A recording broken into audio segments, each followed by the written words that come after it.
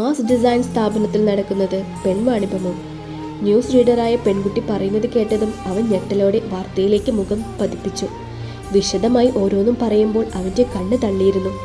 അവസാനമായി സാക്ഷിയായി ഇവയെയും കൂടി മുന്നിൽ കൊണ്ടുവന്നതും അവൻ ദേഷ്യത്തോടെ കയ്യിലെ റിമോട്ട് എറിഞ്ഞു. ഇവളെ ഞാൻ പല്ലുകടിച്ച് ഇവയെ മനസ്സിൽ പ്രാഗിപ്പോയവൻ. ഇവയും നടുങ്ങിയിരുന്നു. ഇങ്ങനെയൊന്നും ഒട്ടും പ്രതീക്ഷിച്ചില്ല. എൻ്റെ ദേവി, പെട്ടുപോയല്ലോ. അവൾ വല്ലാതെ വിഷമത്തിൽപ്പെട്ടു. ഇവ തന്നെ കാണണമെന്ന് പറയുന്നു. അകത്തുനിന്നും നേഴ്സ് വന്ന് പറഞ്ഞതും അച്ചുവിനെ കാണാൻ അവളും തിടുക്കം കൂട്ടി. അകത്തേക്ക് ചെല്ലുമ്പോൾ കട്ടിൽ മയങ്ങിക്കിടക്കുകയാണ് അവൾ.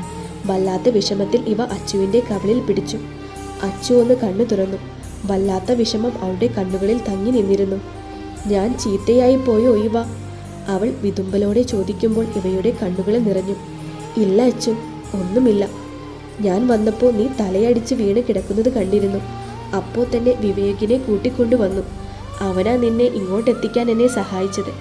ഇവ പറഞ്ഞതും അവൾ നന്ദിയോടെ ഇവയെ നോക്കി. വീട്ടിൽ നിന്നും ആരും വന്നില്ല അച്ചു. ഇവയ്ക്ക് പരിഭ്രമം തോന്നി. അച്ചു അവളെ നോക്കി ചിരിച്ചു. നിസ്സഹായത നിറഞ്ഞ ചിരി. പുറത്തെന്താ ബഹളം? പുറത്തു നിന്നുള്ള ബഹളങ്ങൾ കേൾക്കെ അവൾ ഇവയോട് ചോദിച്ചു. പ്രശ്നമായടാ, പോലീസിനെ അറിയിച്ചു ഡോക്ടർ. ഞാൻ ഉച്ചയ്ക്ക് മഹിസാർ നിന്നോട് നിർബന്ധത്തോടെ സംസാരിച്ചത് പറഞ്ഞു. പിന്നാലെ മീഡിയയും എത്തി. നീ പറഞ്ഞ കാര്യങ്ങൾ എനിക്ക് പോലീസിനോട് പറയേണ്ടി വന്നു. എല്ലാം മീഡിയയും അറിഞ്ഞു. ആകെ പ്രശ്നമായടി. സ്ഥാപനത്തിൻ്റെ നേരെ ആക്ഷൻ എടുക്കുമോ എന്ന് ഭയം തോന്നുന്നു. ഇവ പറയുന്നതെല്ലാം കേട്ട് അവൾ ഒന്നുകൂടി നടുങ്ങി. നീ എന്ത് പണിയാ ഇവ കാണിച്ചേ? മഹിയേട്ടൻ ഒരു തെറ്റും ചെയ്തിട്ടില്ല. നീ അപ്പോൾ കേട്ടത് തെറ്റായ ഒരു കാര്യവുമല്ല. ഇവയോട് കൂടുതലൊന്നും പറയാൻ കഴിയാതെ അച്ചു വിതുമ്പി. അവളുടെ മഹിയേട്ടൻ എന്ന വിളിയിൽ ഇവ ഒന്ന് പതറി. ഞാൻ അവരോട് കാര്യം പറയാം. അബദ്ധം പറ്റിയതാണെന്ന് ഇവ നിറഞ്ഞ കണ്ണുകളോടെ പറഞ്ഞു. ഇനിയൊന്നും പറഞ്ഞിട്ട് കാര്യമില്ല. മഹിയേട്ടൻ വരുന്നതിന് മുന്നേ നീ പൊക്കോ. എനിക്ക് പേടിയാകുന്നു ഇവ.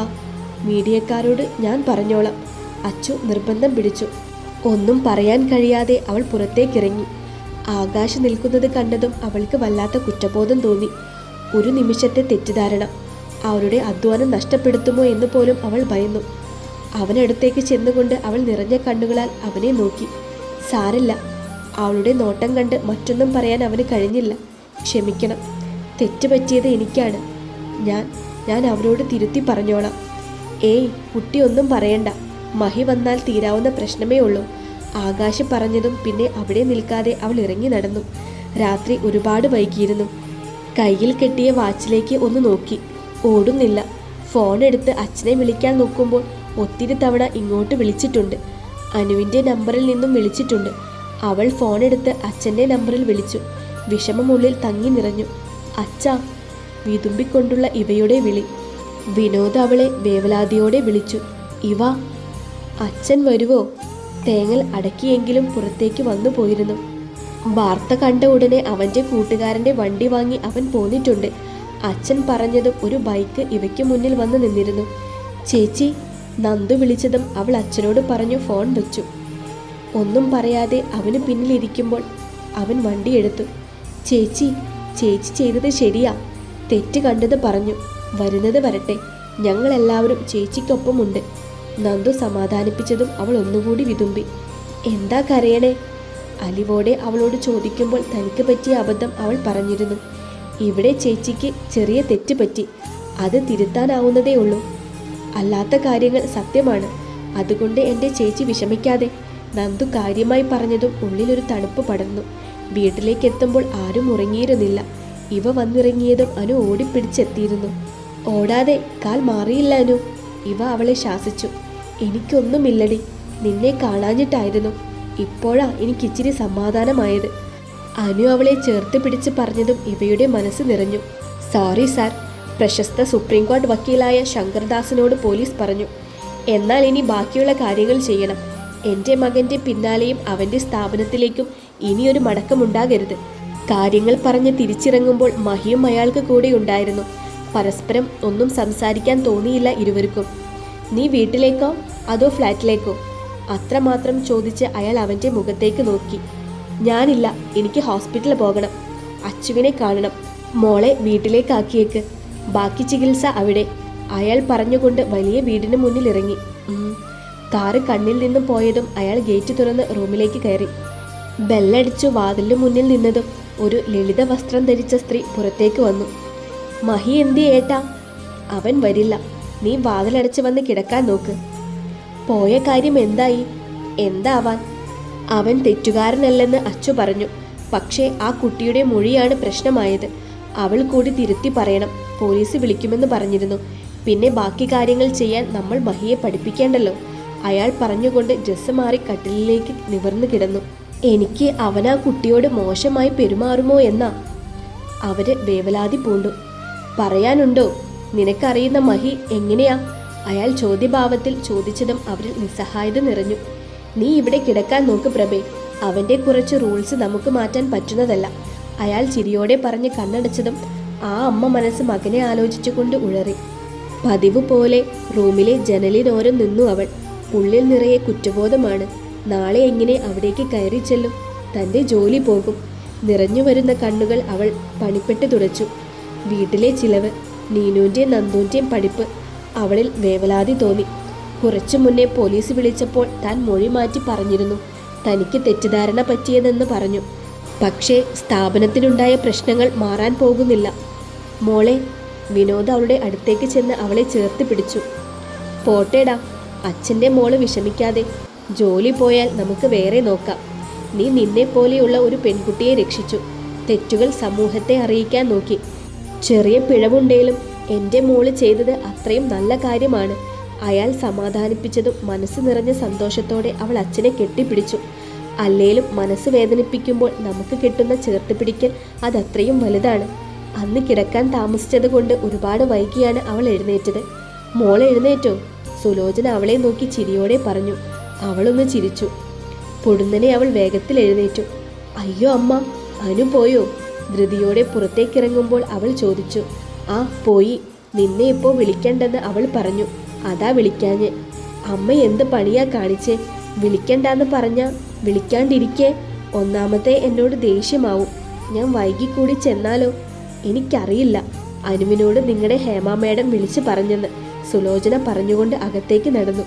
പതിവിലും ഒരുപാട് വൈകിയാണ് അവൾ സ്ഥാപനത്തിലെത്തിയത്. എന്തുകൊണ്ടോ അവളൊന്ന് വിറച്ചു. ഉള്ളിലൊരു ഭയം. ഇന്നലെ തൊട്ടേ മനസ്സിൽ അച്ചുവിൻ്റെ മഹിയേട്ടൻ എന്ന വിളിയാണ്. ആരാവും അവൾക്ക്? അവന്തിക. ഗൗരവമായ ശബ്ദം. ഡ്രസ്സ് മാറാനായി പോകുമ്പോൾ പിന്നിൽ നിന്നുള്ള ശബ്ദം കേൾക്കെ ഒന്ന് നടുങ്ങിപ്പോയി. നിന്നെ പറഞ്ഞു വിടാത്തത് എന്താണെന്ന് നിന്റെ മനസ്സിലുണ്ടാകും. അത് നീ വഴിയെ അറിയും. നീ കാരണം പല ലോക്കൽസിൻ്റെയും മുന്നിൽ താഴ്ന്നു നിന്നു ഞാൻ. ഇപ്പോൾ നീയായി വലിയൊരു പ്രശ്നം എൻ്റെ തലയിൽ കൊണ്ടിട്ടു. പോലീസിനോട് പറഞ്ഞതുകൊണ്ട് എല്ലാം സോൾവായി എന്ന് നീ കരുതണ്ട. കേസ് പോയി. പക്ഷേ ഞങ്ങൾ കഷ്ടപ്പെട്ട് പടുത്തെടുത്ത സ്ഥാപനത്തിൻ്റെ സൽപ്പേര് നീയായി കെടുത്തി. ഈ മഹിക്ക് ചെറിയൊരു പ്രശ്നമുണ്ട്. മനസ്സിൽ എന്തെങ്കിലും തീരുമാനിച്ചാൽ പിന്നെ നടത്താതിരിക്കില്ല. നീ സൂക്ഷിച്ചോ. നിന്നെ വേരോടെ പിഴുതെറിയും ഞാൻ. അവളുടെ ചെവിയോരം അത്രയും പറഞ്ഞ് അവളെ നോക്കി പുച്ഛിച്ചു തിരികെ നടന്നവൻ. അവൾക്ക് വല്ലാത്ത സങ്കടം തോന്നി. താൻ ചെയ്തത് ഇത്ര വലിയ തെറ്റാണോ? ഒരാളെ രക്ഷിക്കാൻ വേണ്ടിയല്ലേ? പക്ഷേ പറ്റിയ തെറ്റ് ഞാൻ തന്നെ തിരുത്തിയില്ലേ? വിതുമ്പലടക്കാൻ കഴിയാതെ അവൾ നിർവികാരമായി. ഇവ കഴിക്കാനായി പോകുമ്പോഴാണ് അനുവിനെ കാണുന്നത്. അവളാകെ ക്ഷീണിച്ചിരുന്നു. ഇവ അനുവിൻ്റെ മുഖത്തേക്ക് നോക്കിയില്ല. തൻ്റെ ചെറിയ മാറ്റം പോലും തൻ്റെ സുഹൃത്തിന് മനസ്സിലാകും. ഇവ കാല് നന്നായി വേദനിക്കുന്നുണ്ടേടി. അനു പറഞ്ഞതും ഇവ അവളെ ഒന്ന് നോക്കി. ഞാൻ പറഞ്ഞതല്ലേ നിന്നോട് ഇന്ന് വരണ്ടാന്ന്, ഇവ ശാസിച്ചു. അനുവും അപ്പോഴാണ് അവളെ ശ്രദ്ധിക്കുന്നത്. നിനക്കെന്ത് പറ്റി ഇവ? മുഖം വല്ലാതെ. ഒന്നുമില്ല. നീ എന്നോട് എന്തിനാ മറച്ചു വെക്കുന്നേ? പറയടി. അനു നിർബന്ധിച്ചതും അവളുടെ കണ്ണുകൾ നിറഞ്ഞു വന്നു. എല്ലാം പറഞ്ഞ ശേഷം കണ്ണുകൾ തുടച്ചുകൊണ്ട് അവൾ അനുവിൻ്റെ മുഖത്തേക്ക് നോക്കി. അയാൾ എന്ത് ഭാവിച്ചാ? നീ ഇങ്ങനെ നിന്നാൽ ശരിയാവില്ല. വന്നേ, അയാളോട് നമുക്ക് കാര്യങ്ങൾ പറയാം. ഇതിവിടെ തീർക്കാം. അനു വേവലാതിയോടെ ഇവയുടെ കൈകളിൽ പിടിച്ചു. വേണ്ട അനു, അയാൾ എന്താന്ന് വെച്ചാൽ ചെയ്യട്ടെ. സാഹചര്യം കൊണ്ട് നമുക്ക് ഈ ജോലി കൂടിയേ തീരും. എനിക്ക് പേടിയാ, ഇതുകൂടി ഇല്ലെങ്കിൽ വീട്ടിലെ അവസ്ഥ. ഇവയുടെ നിറഞ്ഞ കണ്ണുകൾ തുടച്ചുകൊണ്ട് അനു അവളെ ചേർത്ത് പിടിച്ചു. ഞാനുണ്ടെന്ന് പറയാതെ പറഞ്ഞുകൊണ്ടിരുന്നു. ക്യാബിനിൽ ചിരിയോടെ ഇരുന്നു കൊണ്ട് അവൻ ചിന്തകളിൽ മുഴുകി. എന്താടാ ആകാശേ, ഇവന് വട്ടായോ? സണ്ണി ആകാശിനോടെന്ന പോലെ ഉച്ചത്തിൽ ചോദിച്ചു. ആവോ, അവൻ്റെ കാര്യമായതുകൊണ്ട് പറയാൻ പറ്റില്ല. ചില സമയങ്ങളിൽ ഇവന് ഭ്രാന്താണല്ലോ. ആകാശ് ഒന്ന് പുഞ്ചിരിച്ചുകൊണ്ട് പറഞ്ഞു. ഡാ മഹി. സണ്ണി അവൻ്റെ കൈകളിലൊന്ന് തട്ടി. എന്താടാ? മഹി ദേഷ്യത്തോടെ ചോദിച്ചു. അല്ല, നിന്റെ ചിരി കണ്ട് ചോദിച്ചു പോയതാ. നിനക്ക് എന്ത് പറ്റിയതാ? ഒരു പ്രതികാരം ചെയ്യാൻ പോകുന്ന സന്തോഷം. പ്രതികാരമോ? ആകാശ് നെറ്റി ചൊളിച്ചു. അതെ, പ്രതികാരം. നമ്മുടെ സ്ഥാപനത്തിൻ്റെ പേരു കളഞ്ഞവൾക്കെതിരെ. എടാ, നീ എന്തൊക്കെയായി പറയുന്നത്? അത് വേണ്ട, വിട്ടേര്. അവരൊക്കെ പാവപ്പെട്ടവരാ. എന്തെങ്കിലും പ്രശ്നമുണ്ടായാൽ താങ്ങാനൊന്നും ആ കുടുംബത്തിന് കഴിയില്ല. സണ്ണി താക്കീതോടെന്നോണം പറഞ്ഞു. നിങ്ങൾക്കെന്നെ ശരിക്കും അറിയില്ലേ? മഹി ഒരു കാര്യം തീരുമാനിച്ചാൽ പിന്നെ പിന്മാറില്ല. ഇത് ശരിയല്ല. ഇതിന് ഞാൻ കൂട്ടുനിൽക്കില്ല. ആകാശ് ദേഷ്യത്തിൽ മുരണ്ടു. അവൻ അപ്പോഴും ചിരിയായിരുന്നു, വല്ലാത്ത ചിരി.